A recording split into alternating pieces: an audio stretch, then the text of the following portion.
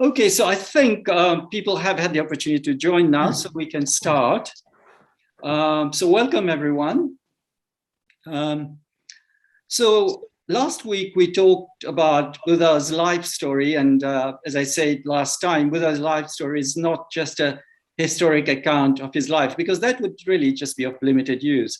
It's also a teaching device. So the stories about his life are actually making some teaching points. And as I said, there are also some mythological accounts in his life. And those mythological accounts are also pointing to something deep, which would not have the same impact if it was just put in black and white words. So sometimes, that's why mythology is used to really paint a broad picture of a deep truth. So we talked about his life, and also we talked about some of the features of Buddhism as a religion. So tonight we have three topics. And Lavinia, if you could put up the slide.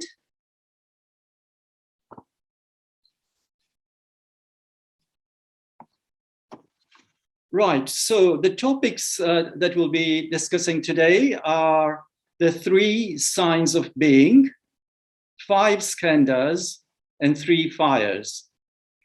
Now, before we launch into those topics, I'd just like to say that, even if you have seen very little of Buddhism, or as you might realize from today and our subsequent talks, Buddhist doctrine is quite often set out as lists. So for example, today we have 3 signs of being, we've got 3 fires, then there is 4 noble truths, there is 4 foundations of mindfulness, there is 5 skandhas, there are 7 factors of enlightenment, noble eightfold path, and so it goes on and on. There's 37 factors of enlightenment as well. So there are several things to be said about lists. In the early days, Buddhism was not actually written down, and it was transmitted orally.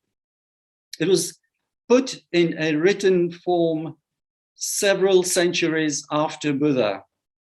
So one can speculate that the method of setting out the teaching as lists is to enable memorizing the doctrine and therefore also transmission of the doctrine. The other thing is, it may seem mind-boggling at first to see all these lists. And, one may feel that surely I cannot learn all this. However, you do not necessarily need to study each and every list and get insight into each and every list.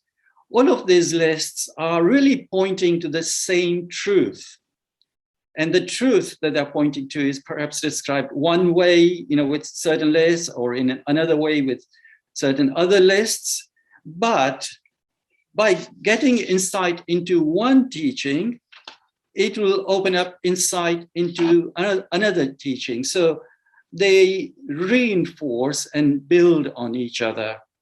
And during our practice, sometimes one teaching might open up, and at another time, another teaching might open up and reveal itself. But they all lead to the same place. And another thing about the lists is to always remember that these lists are actually not just for theoretical study alone. These lists are actually formulae for practice. They're actually laying down the practice. So we do need a theoretical framework, and that's why indeed the society does this course. But as I said last time, it can be said with certainty that no one will gain liberation or enlightenment by theoretical study alone. It is necessary to see what these teachings point to in our everyday life, and insights only arise when we recognize from incidents in our life that, yes, this is exactly what the teaching was pointing to. So that's when the teachings become alive, when we can see it operating in our lives, daily lives. So we can gain access to Buddha's awakening through practice with doctrine as framework, never by studying doctrine alone. And the practice of Buddhism is to open up one's own inner world as to what we are, what motivates us, what pleasures we look for, what frightens us, what we run away from. It is to look at all this and just look and look and look and see where they're coming from, where they are in accordance with true reality, and where they are not, where they're actually misleading us. And ultimately, Buddha's teaching is to go beyond this inner world of ours to all that accords with true nature of all that there is.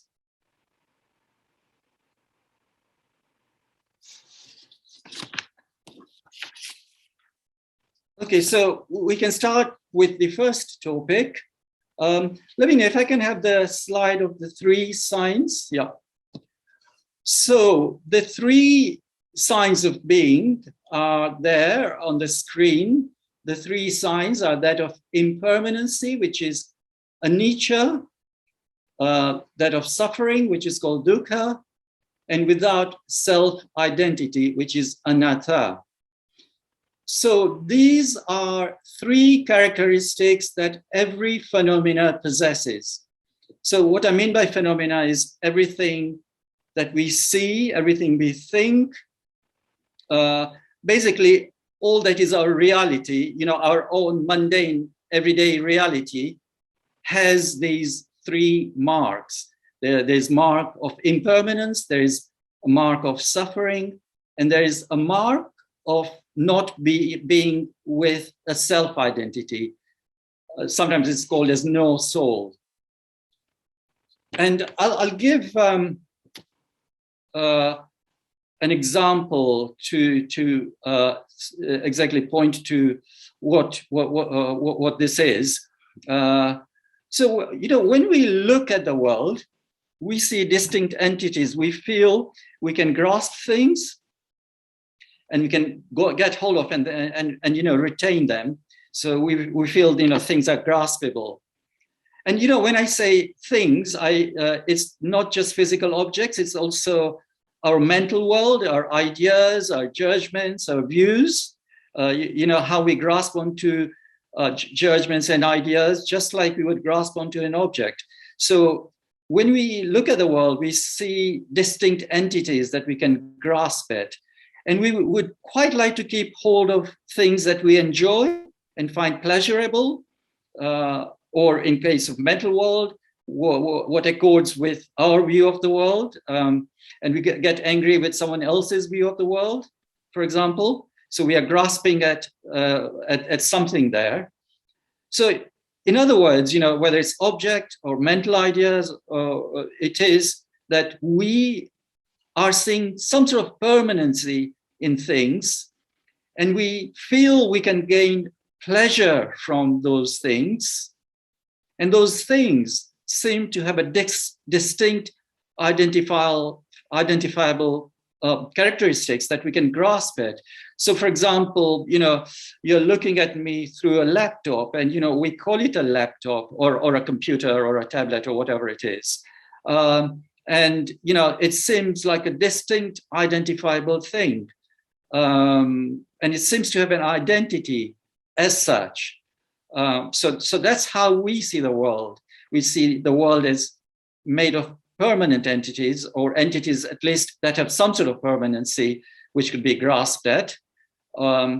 Entities that are capable of giving us pleasure. So we are always rearranging the world to suit us. So we want to do away with things that we don't like, and try to keep things that we like. So we feel that things have this mark of ability to give us pleasure, and also that things seem to have a specific identity as such. We give it names and we think it exists as such. So that's how we see world. We see world is permanent, it's capable of giving us pleasure, and with some sort of self-identity. And this is exactly opposite to actually what the Buddha says all phenomena possess. All phenomena are actually impermanent. They have a mark of suffering, and they do not have any self-identity as such. So let me give an example to drive home what I'm getting at.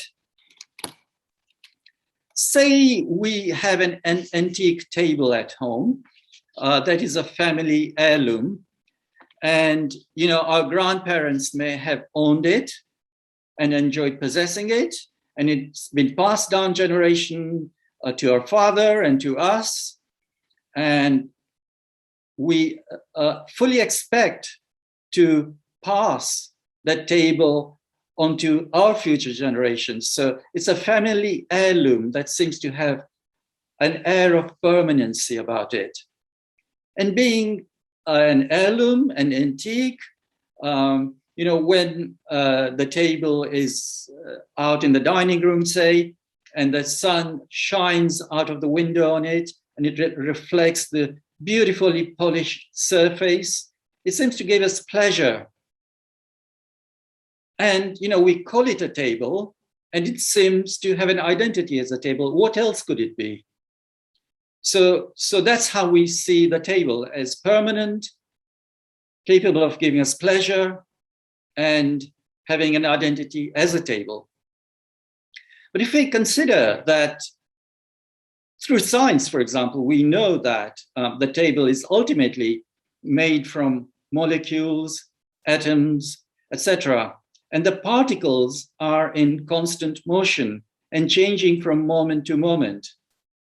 So, for example, we know from science that on a hot day, the wood expands and the table is a few millimeters longer. And we can say, so what? It's still a table. It's still a table that I have, and still a table that's still capable of giving me pleasure. However, this constant shift in underlying components can suddenly stop the table from existing. For example, the house can unexpectedly catch fire and the table will be reduced to ashes. So where is the table now? So the very capacity of things to suddenly stop existing applies to everything. All is impermanent. And that is the first sign of being. And as I said, it applies to physical objects. It also applies to our mental world as well. It's very difficult to see the application of these principles to the mental world to start with. So perhaps, to start with, it's easier to think in terms of physical objects, but it applies equally to the mental world. And as our practice goes on, we understand why that is. Now, one thing that is very important to realize, that I'm saying the table is impermanent, not simply because, say, it existed for 100 years and then it stopped existing. What is important to realize is that this teaching of impermanence applies from moment to moment. We expected the table to be passed down to our future generations, and out of the blue, the house caught fire. So that impermanency is from moment to moment. We do not know things that we give names, whether they will exist at the very next moment. Things are coming to be and ceasing to be from moment to moment. We ourselves, we might go out in the street and be caught in a terrorist incident and we may be no more. We don't know. So, when we give things an air of permanency, that's the first incorrect or flawed way of looking at reality. So in reality, things are existing from moment to moment, and even saying that they exist from moment to moment is actually saying too much, because at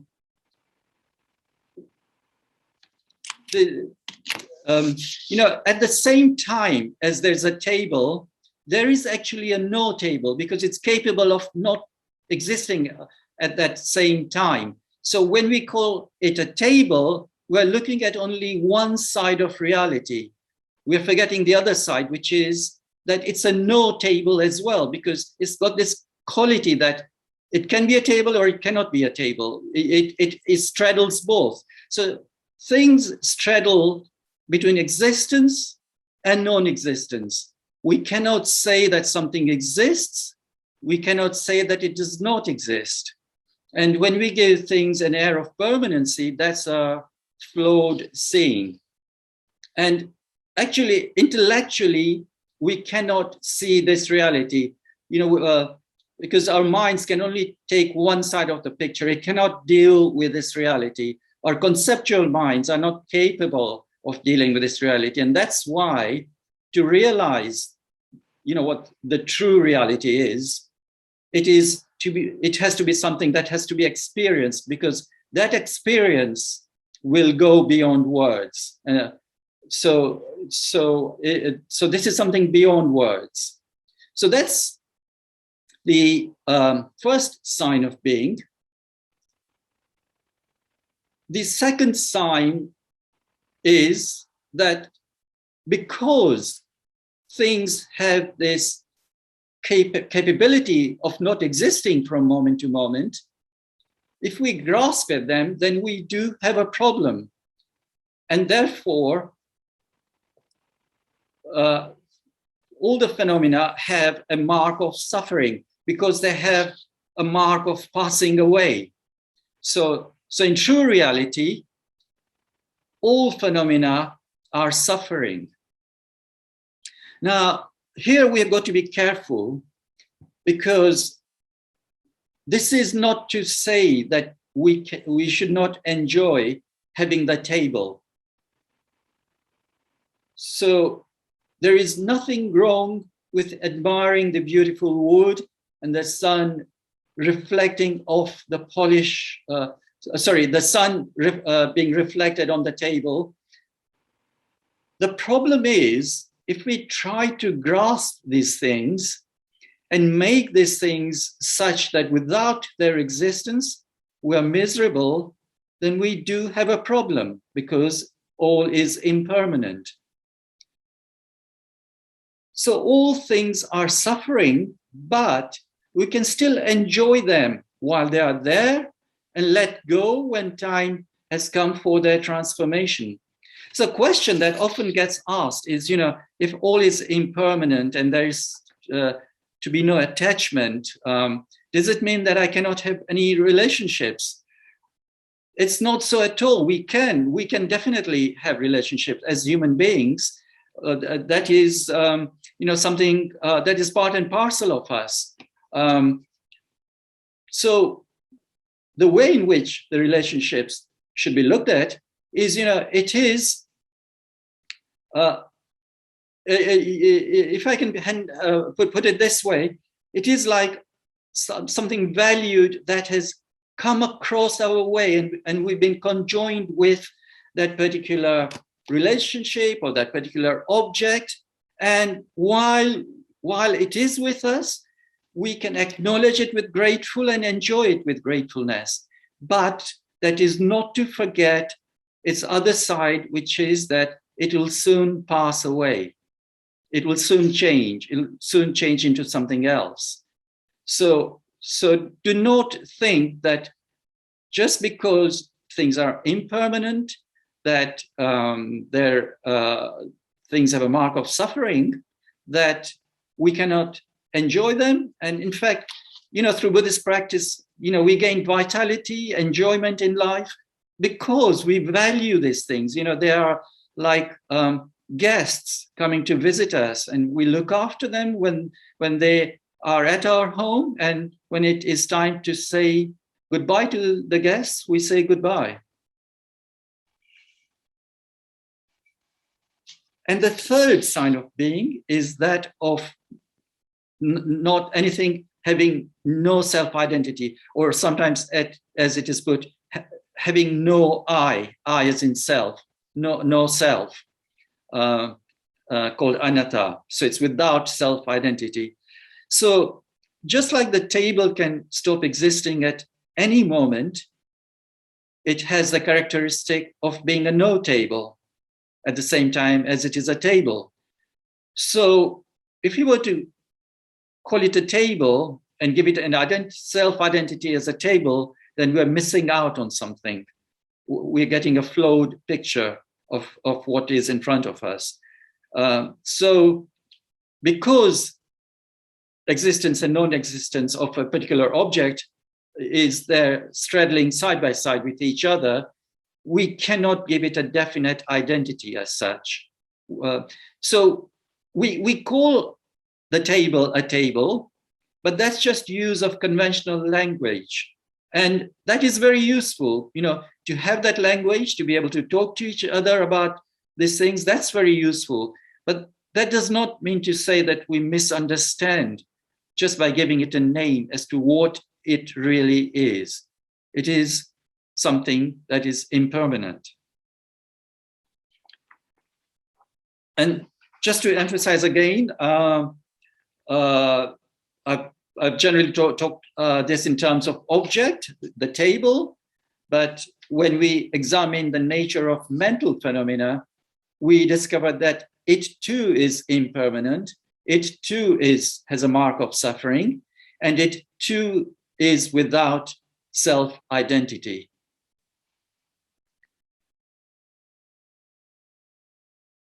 Okay, so now we can go on to the next teaching. And Lavinia, if you can put up the next slide. Yes, so that's of the 5 skandhas.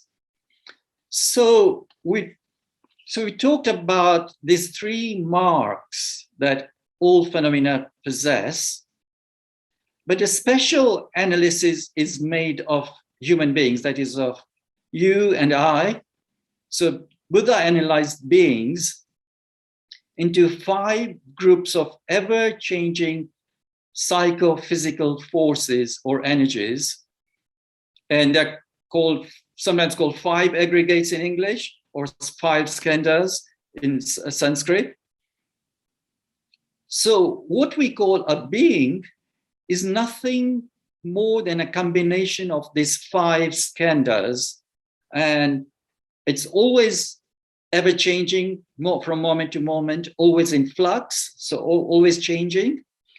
And within those 5 aggregates, there is nothing that we can find which we can point to and say, this is me, this is I. So there is, when we analyze ourselves, and we really analyze ourselves, and this analysis is done through practice and meditation.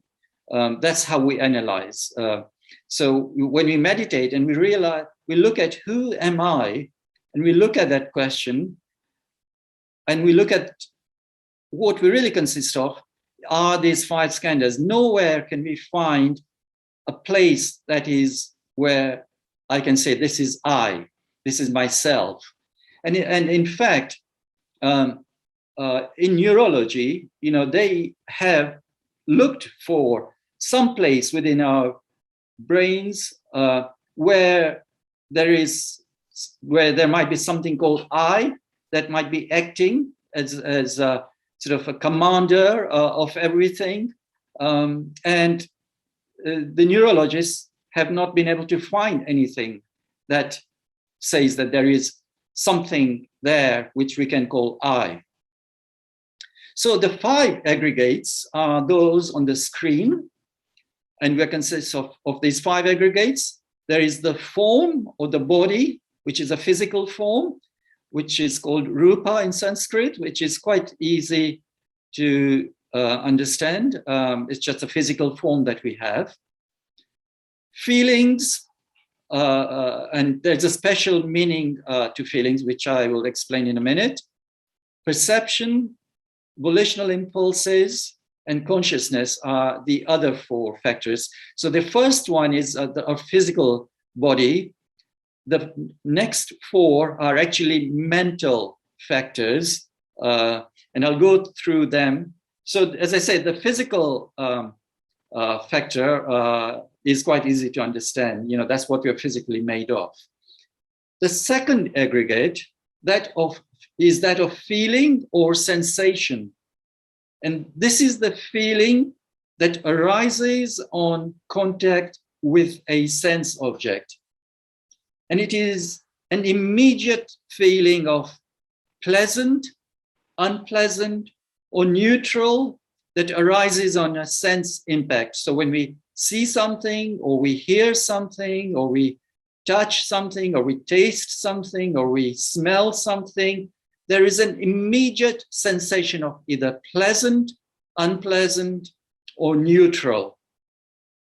And again, from neurology, it has been shown that this arises immediately on a sense impact coming in, even before we have recognized that object. So the recognition of the object, naming that object, comes later. Immediately we see something, there immediately arises a feeling of something pleasant, unpleasant, or neutral. And this is, in fact, a life force that guides us, because if something is pleasant, we go towards it. If something is unpleasant, it could be a danger, and we go away from it. So that's why it's something that has to arise immediately, even before we know what it is.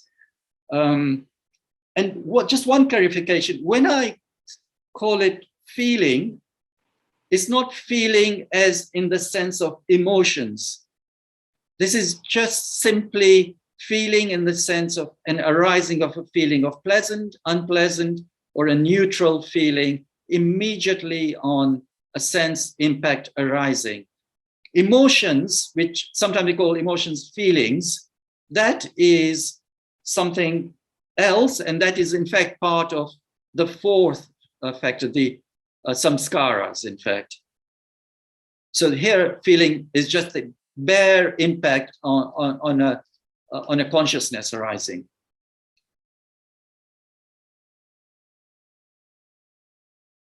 And it is important to realize that not all beings experience the same feeling from a particular object.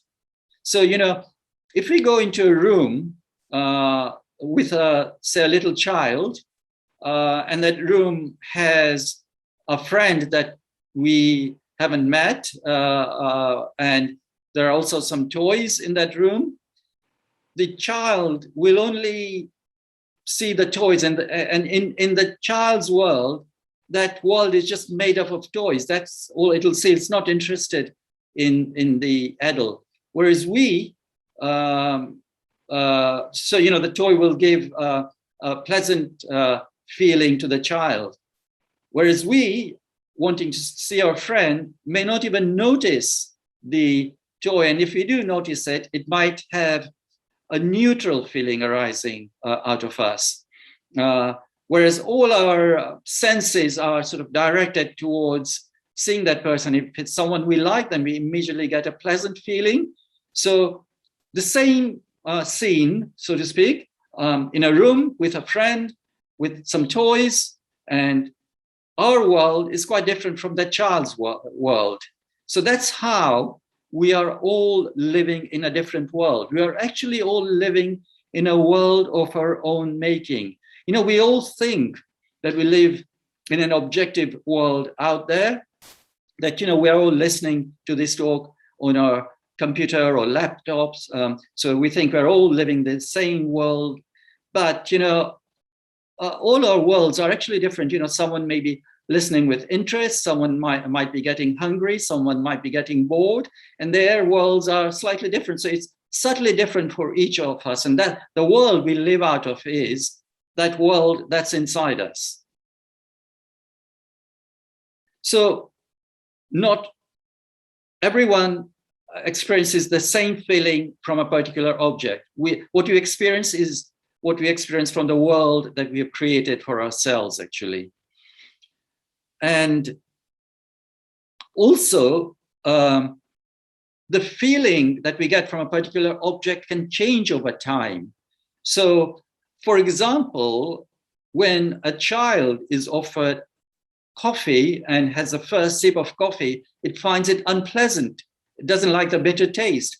But as adults, we get used to drinking coffee and quite look forward to a cup of coffee. And when we are relaxing, we find a pleasant feeling from having a cup of coffee, for example. So, as we grow up, feeling that we had from a particular object can change over time. So it's not something that's fixed. That too is in flux. The third aggregate is that of perception. So perception is recognizing or naming objects according to its marks. So, I gave an example of an antique table. So when we recognize a table and we see a table and give it a name as a table, that's that third factor of perception. The fourth aggregate is that of mental or volitional formations or samskaras. And basically, this includes all the mental factors except for feeling, perception, and the fifth one, consciousness. So apart from these three, all the other mental factors are within this factor of in the fourth aggregate called samskara. So for example, it includes ideas, it includes judgments, it includes memories, plans, emotions. So that's all within samskaras. And the fifth aggregate is that of consciousness or vijnana. So this is consciousness arising on sense impact. So in Buddhism, there are actually 6 senses. So there are the usual 5 senses of seeing something with our eyes, hearing something, smelling something, tasting something, and touching something. But Buddhism also introduces us to a 6th consciousness, that of mental objects or thoughts. So when I call it 6th consciousness, don't get misled by the use of that term, because that term is sometimes used as extrasensory perception. That's not what I mean. So here, I just mean something very simple, and it is consciousness of a mental object. So what do I mean by that? The first 5 senses have eye, ear, nose, tongue, and body through which they are sensed. The 6th consciousness is sensed through our minds and sees the objects of our thoughts. So this is where we recognize, that we have certain emotions, or we recognize that, a feeling for a certain object, for example. So again, I think an example might make it clearer. So, we might be hungry, say, and we could actually, say, have a pizza in front of us. We could be eating a pizza. So that's a definite object that exists in front of us. And so the eyes see it. We may be able to smell the smell from a hot pizza. So those are all the physical senses coming through. But if you imagine that, we are listening to this talk, we might still be feeling hungry, and we start dreaming or thinking of having a pizza after this talk. So the thinking of pizza, there is no physical object called pizza in front of us, but that think of pizza is that sixth consciousness, that is, consciousness of a thought. So pizza is just a thought in our mind, and us being aware of it is that sixth consciousness. And actually, it's a very important consciousness because this is where misleading seeings very often arises. It's how those thoughts appear to us, and they all they are thoughts, but through this consciousness we make it into something real, and then we run after it, or we get frightened by it, and those are simply thoughts. We might have to do something and we might dread it, and we might paint all sorts of pictures of it. That's just thoughts. That's not reality. And so that's why this sixth consciousness, that of awareness of mental objects, is so important, because that's quite often where the misleading thing arises. And so in Buddhism, the purpose of meditation and of practice generally is to understand what we are truly seeing, or truly feeling, or truly cognizing. And so the world as we see it is actually seen through these 5 aggregates. And therefore the world that each of us sees is different for each of us, because all the aggregates that we are made up of are different for each of us. So in Buddhism, it is this mental or individual world that we are looking at, for example, in meditation. And that is our world, and that is where our problems arise. So Buddhism is not directly interested in what is out there. It is not interested in the fact that there might be a big house or a big car out there. What it is interested in is how what is out there is then distorted into flawed pictures or delusions and taken to be real. And that's where our suffering starts. And the Buddha says, in this very body, a fathom long, with its consciousness and perception, I declare are the world, its arising, its cessation, and the path that leads to the cessation of the world. So he's saying again that the arising of the world is within our very bodies a fathom long. That's where our consciousness and perception arise, and that's the world for us. That's its arising.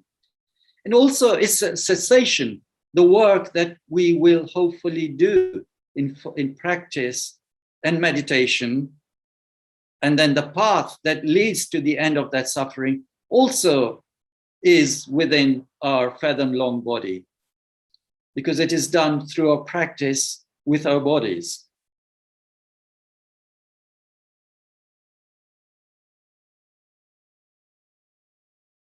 And so this seeing occurs, that it is really this mental world that we're looking at. For example, the 3 signs of being that we see, all that seeing occurs when we see ourselves as 5 aggregates, and we can see the arising of our physical and mental world from moment to moment. So when we analyze ourselves into 5 aggregates through our practice, through our meditation, that's when we can see that we are really just composed of these 5 aggregates, which are arising from moment to moment. So with the arising of the mental world and seeing it in a flux, we can see it as a process that occurs, and we'll then in our practice see it as a mental makeup that is affected by our past makeup and experience. So all our past makeup and experience impacts on what we're experiencing now.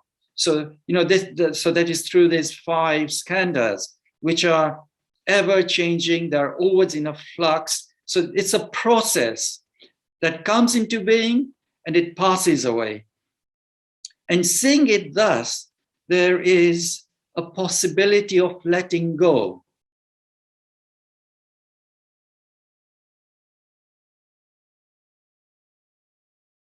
So as far as the 3 signs of being are concerned, that of impermanence, that of suffering, and that of not having a self-identity, we can see that it applies to us as well, to our very beings. In other words, we are composed of these 5 skandhas, which are ever-changing. There's nothing permanent there. And through meditation, we understand that the 5 aggregates themselves are impermanent, that themselves are unsatisfactory, and that themselves are without a self. So the 3 signs of being apply to the 5 aggregates, the 5 skandhas. So what it means is that we come to an understanding that our physical body, our mental processes are always in a state of flux. We realize that the world we see out there is not really made up of self-existing entities. Instead, we learn to see through our faculties as an ever-changing process.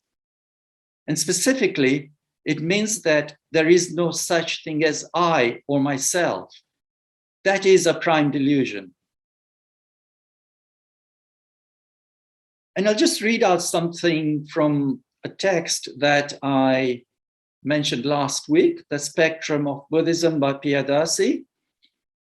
He says, it is very hard, indeed, for people who are accustomed to continually think of their own mind and body in the external world with mental projections as wholes meaning as complete, as self-existing entities. So in other words, it is very hard indeed for people who are accustomed to continually think of their own mind and body in the external world with mental projections as whole, to get rid of the false appearance of wholeness. So long as man fails to see things as processes and movements, he will never understand the teaching of anatta, the teaching of no I, that things don't have a self-identity. Things don't have a self-identity because it's just a process, an ever-changing process. So there's nothing that we can point to and say that this exists or this does not exist. Okay, so now we'll go on to the last topic for today. Thank you, Lavinia. That's the 3 fires. That's the last topic. Now, before we go on to the last topic, let's just take a pause because we've heard quite a lot. There's quite a lot to take in, so it's good to just get back to ourselves. Just have a little pause. Just let go of all the thoughts and conceptual things that might be worrying in your mind, and just focus on our breath, just breathing in and breathing out. And just focus on that. Just let go of all the other thoughts that are worrying about, so that we come back to ourselves and are ready for the last topic.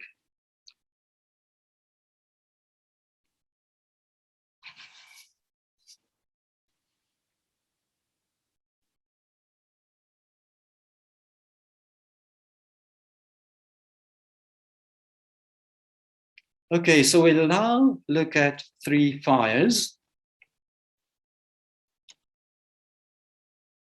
So the 3 fires, which I'll go through, are that of wanting something, that of wanting to get rid of something, and that of flawed seeing. So wanting something is desire, wanting to get rid of something that we do not like is basically anger or hatred or ill will. And the third fire is that of flawed seeing or delusion. Now, in Buddhism, the doctrine says that we are actually driven by these three fires from one unsatisfactory state to another. So just like a car is propelled by electricity or by fuel, the three fires are the energy that keep us revolving in our unsatisfactory states. So as I said, those three fires are that of wanting something, that of wanting to get rid of something, or that of delusion. And it is those, the energies contained in those, that are really driving us from one unsatisfactory state to another.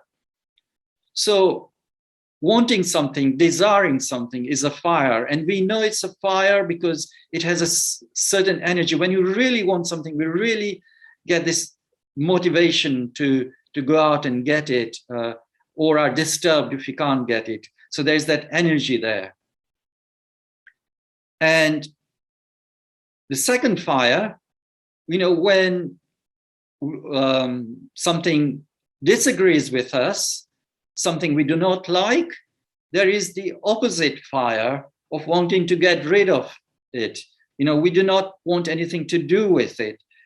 For example, anger would actually come into it because, we get angry because it does not suit us, because there's something there that we do not like. Similarly, ill will is a similar thing. And in fact, actually, this fire of wanting to get rid of something is actually just a special form of the first fire, that of desire. The fire of wanting something, of that of desire, is just wanting to accumulate it. But then if you think about it, when we want to get rid of something that we don't like, that's also actually a desire to get rid of a state that we don't like. So it is actually a form of desire. So in Buddhism, quite often when you hear the term desire and don't hear, the term anger or ill will or hatred, it's quite often referring to both. It's referring to wanting something, and it's also referring to wanting to get rid of something, because they are both wanting to achieve something that we find pleasant. So second fire is just a special form of the first fire.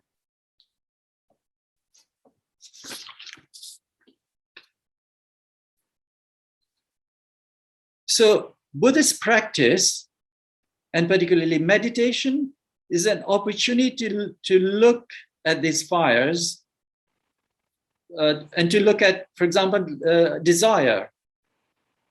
Usually when we want something, we just go out and manipulate circumstances to achieve what we want. We saw an example of that in Buddha's life story. Prince Siddhartha Gautam's father, Suddhodana, thought that by rearranging the world that Prince Siddhartha lives in, he will protect him from wanting to become a mendicant. It came to nothing. Similarly, we rearrange the world to achieve something. Sometimes we get it, and sometimes we don't. And if we get it, we are happy, but that's only momentary because things are impermanent. Soon, what we enjoy will go away. It will go away. The reason for wanting to work with these fires is that we are usually not aware of the arising of the desire and then acting out of that desire. it is usually an unconscious process. It's a hidden process because we're not aware of it. All we are aware of is either getting what we want and being momentarily happy, or being thwarted and not getting what we want and being unhappy. So in other words, we are just usually aware of the final state, either being happy or unhappy. We are not aware of the arising of that fire, actually. And the Buddhist practice and meditation enables us to look at the arising of desire before we act on it. It brings that fire to our consciousness rather than it being hidden. So in the stillness of meditation, the arising of desire is like ripples or disturbances in the stillness. And so this creates awareness of that energy. And then just by being aware of that energy, it is then possible to catch that energy before we act out of it. In other words, by being aware of that energy, we can actually learn to contain it, then rather than it just driving us here and there and everywhere in unsatisfactory states. And when we say we can become aware of this energy in meditation, we are not just talking about meditation on a cushion. As Buddhists, we go about our daily life in a meditative state, and our daily activity is meditation as well. So, for example, if we are washing up, all our awareness is on the washing up. That is a meditative act. So when I talk about meditation, it's meditation on a cushion, but meditation in our daily activities as well. And this is important because if we can only be aware of desire and can only contain it in sitting meditation, and then in our daily lives, we let rip. So, on our meditation cushion, we may be very calm. We get up and we start driving, and a driver cuts in front of us. We get irritated, and before we know it, our hand has gone out and hooted angrily at that driver, having just come out of a meditation session where we thought we were calm. So that is why it's important to realize this practice, not just on the meditation cushion, but also in our daily lives. So we learn to carry the quietness of sitting meditation into our daily lives. And our practice is then to be aware of the fires on the one hand, but on the other hand, not to be carried away by the fire. Because a fire that we've been carried away by is just fizzled out, and that's an opportunity lost. Whereas if, say, it's a desire that has arisen, and rather than running after it, through meditation, we become aware of it, and then rather than running after it, we just contain it. Then there's a chance to work with that energy, to see what it is, why it is arising. And that is what leads to various insights in the practice. So our practice is to be aware of the arising of these fires, and then to contain the fires. Also, we do not pretend that those fires don't exist.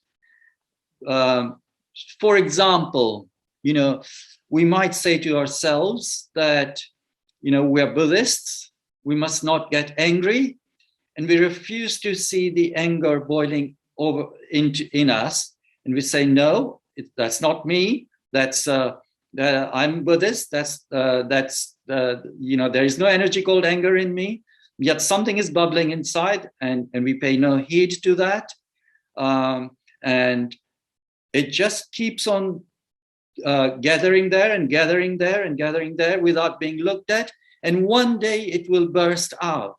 So what we don't do with these energies is we do not suppress it. We do not pretend that it does not exist. We have to become aware of it. And quite often, there is an impulse to actually pretend, and we can be very clever with ourselves to pretend that things that we don't want to see don't exist. So the Buddhist practice is to make those things visible as well. Things that we find unpleasant, those have to be made visible into our awareness as well. So that deals with the first two fires, that of desire and that of its opposite, wanting to get rid of something, because they can both be talked in terms of desire. The third fire is that of delusion. It is the delusion of not knowing how things really are. In other words, not being able to see the three signs of being in our everyday life. As we have discussed in the three signs of being, everything physical and mental is impermanent and therefore has the nature of suffering and has no self-identity. Instead, through this fire, we see things as permanent, as able to give us pleasure, and having a self-identity that we can grasp at. So that's this third fire, not seeing things correctly. And that adds more fuel to the fire. When we have desire and when it combines with this delusion of how we see the world, that's when it really builds up a head of steam. When we see a neighbor having a big car and we feel that our self-worth relies in us being equal to a neighbor, that is some sort of flawed seeing, and that desire for a car that we might have had anyway gets blown up into something else. So that's the flawed seeing. So in Buddhism, as I said, we learn to work with these fires in a particular way.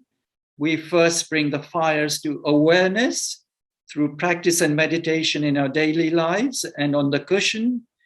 We do not push them down as if they do not exist. We do not push them down into unconsciousness or turn a blind eye that is hoping that it will go away, because the energy refused in this way just goes on festering unnoticed till it bursts out. So on the one hand, being aware of those energies, whether they're pleasant, unpleasant, being aware of it on the one hand, but on the other hand, not letting that energy carry us away into acting out of it. So we notice the energy in the anger. We notice that we are getting angry, but we don't burst out into anger, into harsh words. Because as soon as we've done that, that energy is gone. Whereas if that energy was contained, it's still within us, and we can look at why that energy arose, why we got angry. And we can justify to ourselves, it was that person, it was what he did, we can justify it in all sorts of ways. But when we really start looking at it in practice and meditation, we really see that it has got nothing to do with things out there. It's got nothing to do with that person. It's something to do with us as to why it is arising. And that's how we build an understanding of that energy. By being aware of it, by being in its presence. And one thing we've got to realize is a lot of this is quite unpleasant, actually. Containing anger when we really want to burst out at someone is actually quite an uncomfortable feeling, actually. Having that feeling, it's right, as if it's right inside our belly, and it really wants to act out and burst out, and we are containing it. And so the practice, we find, actually brings us to some uncomfortable situations. And by living through it, by containing it, we're building up strength all the time. And it is through that strength that we're building up that transformation occurs in us and in our seeing.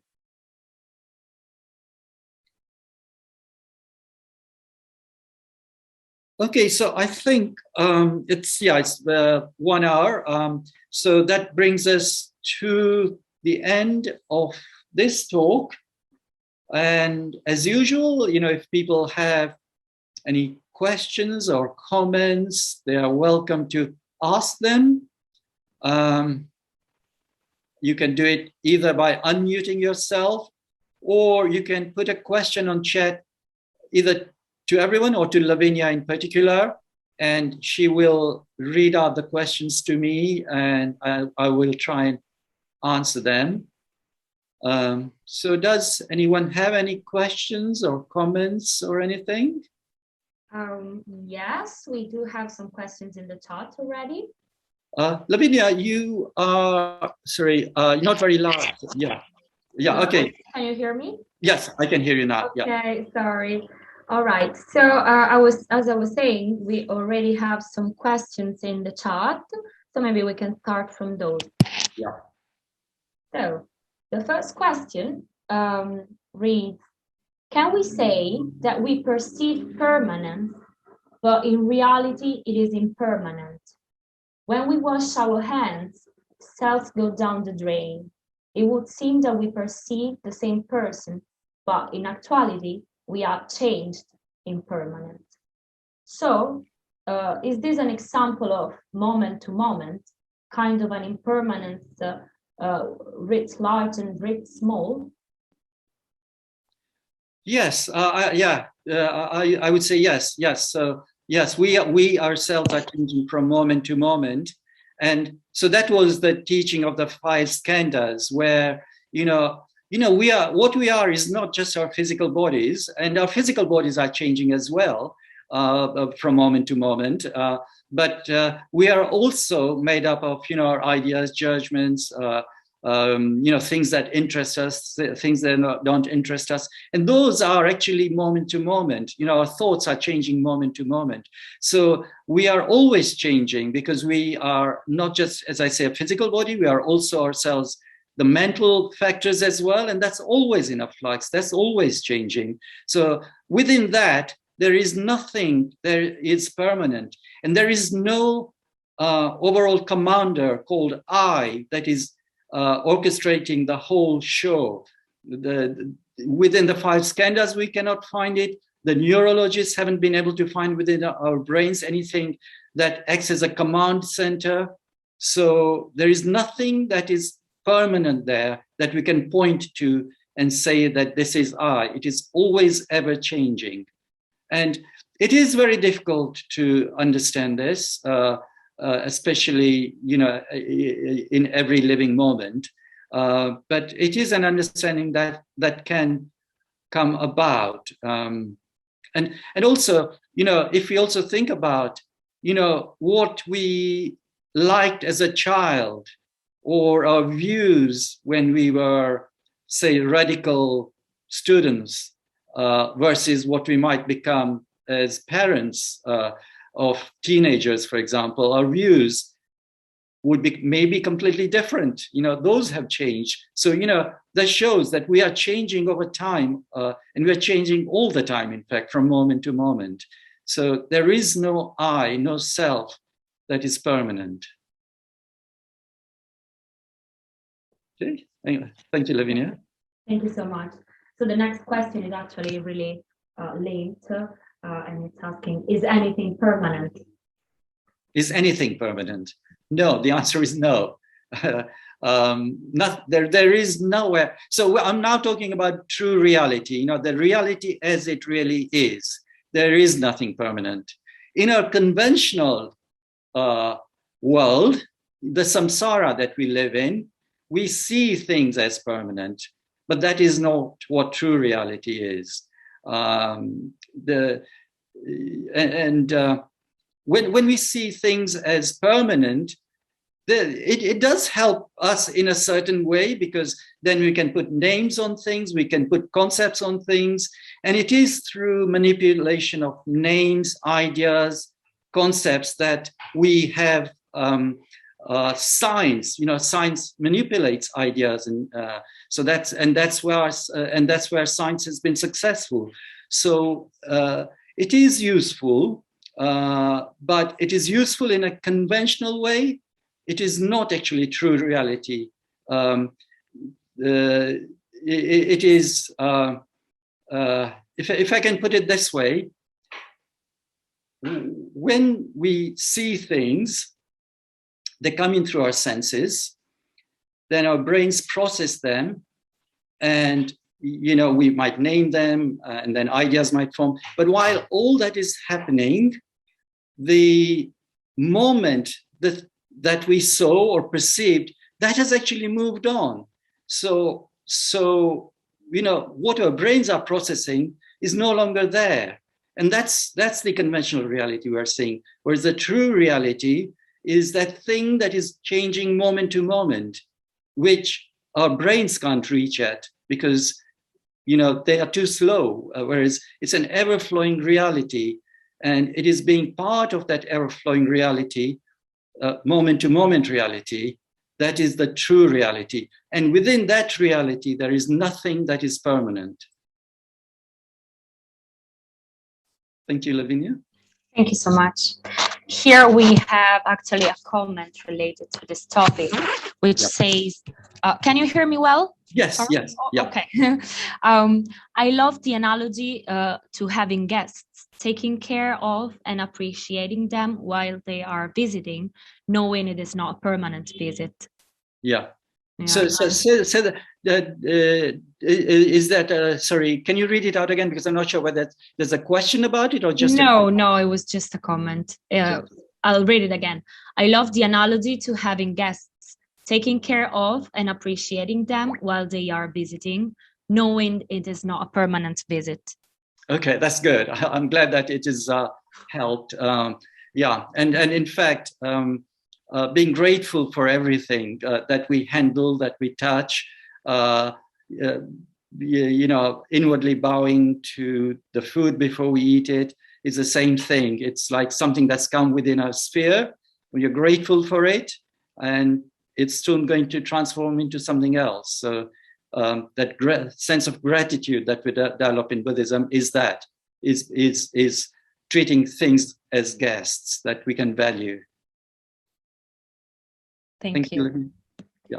All right. So the next question is also related to the concept of impermanence, and is asking, if there is no self, who becomes enlightened? If nothing is permanent, how can enlightenment last? Okay, that's a perennial question that always gets asked. You see, here we are mixing up two different truths. There is a conventional truth where there is I, and therefore we unconsciously project that there is someone or something that has to become aware and to know of enlightenment. But then there is this true reality which is flowing on, and there it is only that awareness. There is no person or thing there. And so in a way, when we ask a question like that, we're mixing up two different realities. One is our conventional way of looking at it, and then there is the true reality. And in fact, what happens is this I that is searching for the answer, it'll be there, but when we are ready, when we get the insight, we step off that reality, we become part of the true reality, and then there is no I, and then there is no need for that question of who becomes aware or enlightened, because in that reality, in a way, all exists in that moment, and in a way, there is nothing that exists in a moment. We cannot say something exists. We cannot say that something doesn't exist. We realize that truth, and that realization of truth does not need an I or a self. That only comes into play when we are in the conventional truth or some ordinary samsara. And that's, and we will be in that for a while we are searching. And then it is definitely an I or a self that is searching. But when the true realization comes in, there won't be a need for an I. There won't be an I who's looking for someone or something. It's just awareness of true reality. And that's all there is. Thank you, Lavinia. Thank you so much, Rohit. So, the next question is asking, do you have any thoughts on incorporating the Buddhist philosophy and discipline with other religious teachings? Right. Okay, so, it depends on the reason why you might be following Buddhism or doing this course or studying Buddhism or practicing Buddhism.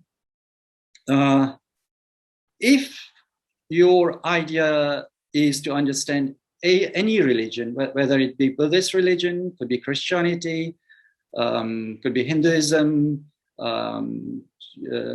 Judaism, whatever religion it is, it is actually helpful to go through that particular religion, whatever one that interests you, right from the beginning to the end, and not to try and take a little bit of one religion and a little bit of another religion and a little bit of another religion. And then we are sort of creating an understanding of our own, because this truth that all these religions are getting to is beyond our conceptualization. And when we are trying to mix things up, we are trying to make something out of it ourselves. And maybe, we might be missing the mark, so to speak. So rather than reading a bit of this or a bit of that, my recommendation would be to follow one thing right from the start to the end.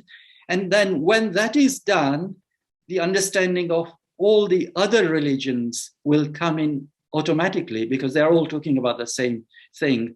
But, to try and understand all the religions simultaneously, I would not advise that. Thank you. If anyone wants to unmute themselves and ask a question, they are welcome to as well. Anyone wanting to ask? Just to say, you can raise your virtual hand and I will be able to. Yes. You. Okay. Let's see. Okay. So if there is no one, then Lavinia. Oh, yes. Sorry, there is. Jenny. There is. Jenny. Yeah, hi. Hi. Once again, another great lesson. I just really wanted to make a comment. Yeah. I was actually trained in secular mindfulness from, John Kabat-Zinn, bringing it from the East to the West. And I have to say that the last two classes, this one and the last week's class, has really brought it into perspective and clarity for me. When we talk about all of it, the 3 signs of being, the 5 Sangdas, and the 3 fires, it really helped me understand, what John Kabat-Zinn did to bring, right, the teachings from the East and secularize it to the West. When we talk about being aware and understanding about the energy so that you don't toss it out, you kind of hold it, right? And it's like 2 wings of the bird. You're being with it and you're working with it. Yeah. So I can't thank you enough for helping me to see this through a very different lens. It's just been amazing to me. So once again, thank you. I'm very delighted that it's been of help. I'm very grateful for that. Thank you. So Vic V. Clark. So I don't know the first name, but if you can put your sorry, I've done that by accident. I'm so sorry. Okay. I'll put it down. Okay. Okay, so is there anyone else who wants to ask the questions themselves? If not, Lavinia can carry on. So Yeah. Let me see. Lavinia, I can't hear you. Can you hear me? Okay, I can hear you now. I can't see you because I don't know which screen you're on, but I can hear you at least. Okay. All right. So the next question we have here in the chat is asking, is non-attachment something that takes years of practice? Yeah, yes, I would say it does. It can't be done by an act of will. We can't say to ourselves, I'll stop being delighted with this thing or that thing. As we know that, say if you're dieting and, we've dieted successfully for 5 days, and then we see a packet of biscuits, and it has a certain allure, and we might think, okay, I might allow myself one biscuit, and before we know it, we might have eaten a whole packet. That's how desire acts. It's got a power and energy of its own, and that energy has to be tamed, and that takes time. And so, one thing we have to bear in mind if we are embarking on the Buddhist path is we've got to give it time. We are talking about years and years of practice, actually. So yes, it takes a long time to, for self-restraint to be developed to a point where we can contain those fires. And as I said in the talk, containing those fires can be a very uncomfortable process. So, sometimes Buddhism is seen with very rose-tinted spectacles. People think, I am a Buddhist. Now I've started practicing Buddhist. My life will just be a bed of roses. That's not how it turns out, actually. When we start practicing, we see all these fires within us, and it's a very uncomfortable process. And that's when we know that the practice is actually working. And it's a long process. So if you really want to get fruits of Buddhist practice, be prepared to stay in it for the long haul. Don't get impatient. After all these desires, all these fires that we've built up have been built up classically over many, many lifetimes. So they're not just going to go away just because we started practicing Buddhism. It'll take time, and we have to give it time. Okay, Lavinia? Thanks so much. All right. So another question from the chat is asking, how can I become a certified Buddhist? Okay, there is no such thing as a certified Buddhist. If you want to call yourself a Buddhist, the one practice which is in all forms of Buddhism is taking three refuges: taking refuge in the Buddha, taking refuge in the Dharma, so Dharma is the teachings of Buddha, and taking refuge in the Sangha. Sangha is the community of Buddhists, specifically monks, but also it can include us as practitioners as well. So if we take refuge in these three things, which all various schools of Buddhism take refuge in, then you're a Buddhist. So, as long as you're being guided by Buddha, as long as you're guided by the Dharma, the teachings, and as long as you are part of a community, you cannot practice Buddhism on your own. So as long as you're part of a community under a recognized teacher, then you're a Buddhist. And as long as you're doing the things like becoming aware of the arising of the fires, then you're a Buddhist. So it's the practice that makes you Buddhist. There is no such thing as a certification of being a Buddhist. Okay, Lavinia? All right. Do we still have time for questions, right? Yes, we got 5 minutes, maybe 1 or 2 questions. Before we end, can I just point out, someone did ask last time, as to what they can read, which is equivalent to, say, the Quran in Islam, or equivalent to the Bible in Christianity. Actually, Buddhism does not have a single book that is equivalent to those books. What there is what's called Pali Canon, where all the teachings of Buddha, and these are really teachings that he was giving to his disciples. So his words, as he was teaching to his disciples, have been recorded, and there are loads and loads of it.